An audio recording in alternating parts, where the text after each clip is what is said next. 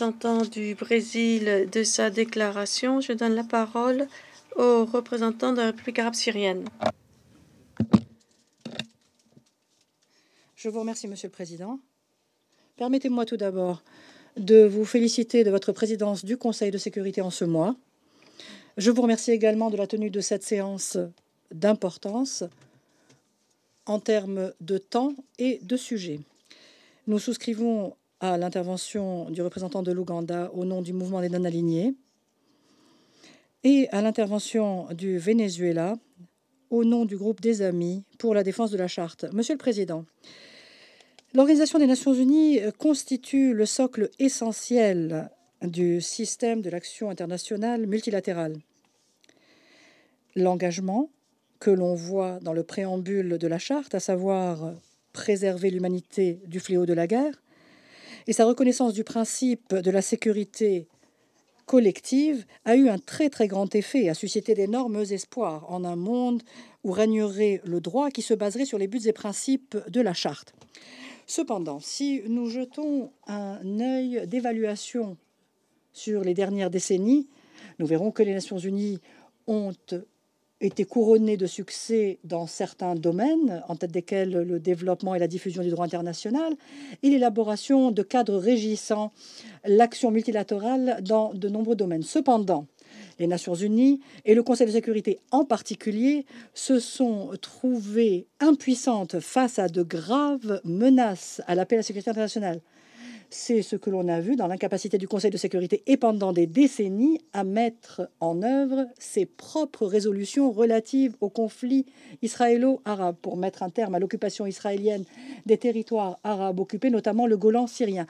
Et ce, en raison de la position des 3 États occidentaux, membres permanents du Conseil. Nous parlerons plus en détail de cette question demain, à l'occasion de la réunion relative à la situation au Moyen-Orient. Par ailleurs, les résultats réalisés dans d'autres domaines tels que la décolonisation, la lutte contre le terrorisme, l'établissement d'un régime économique international juste, le développement durable, la protection de l'environnement, n'ont pas été à la hauteur des aspirations. C'est parce que certains États occidentaux ont tenté d'imposer leur hégémonie sur l'organisation et de l'instrumentaliser pour leurs objectifs et desseins et pour couvrir leurs violations et la violation de leurs alliés, du droit international et des dispositions de la Charte, en plus de l'ingérence dans les affaires internes d'autres États et l'adoption de résolutions non consensuelles auxquelles manquaient les bases de la légitimité. Par ailleurs,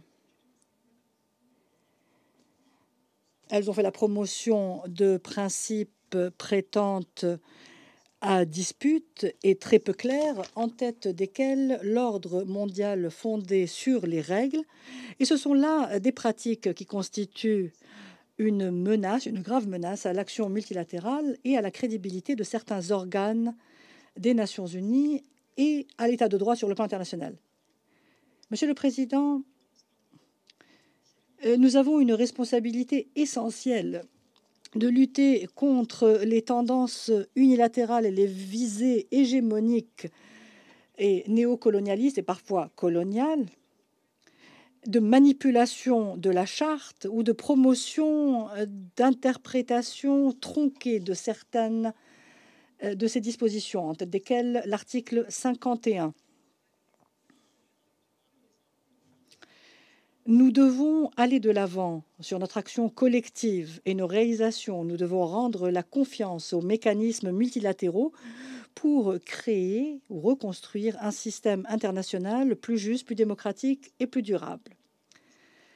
Et pour ce faire, nous devons faire respecter les buts et principes de la Charte des Nations Unies, le droit international, sans le politiser, sans le rendre sélectif, en évitant le 2 poids, 2 mesures, alors que nous en voyons aujourd'hui les manifestations les plus claires dans la position des États occidentaux vis-à-vis du génocide que mène Israël à Gaza. 2, il faut permettre au Conseil de sécurité d'être à la hauteur de ses responsabilités en matière de maintien de la paix et de la sécurité nationale, de mettre un terme à l'agression, à l'occupation. Il faut renforcer la diplomatie préventive et le règlement pacifique des différends.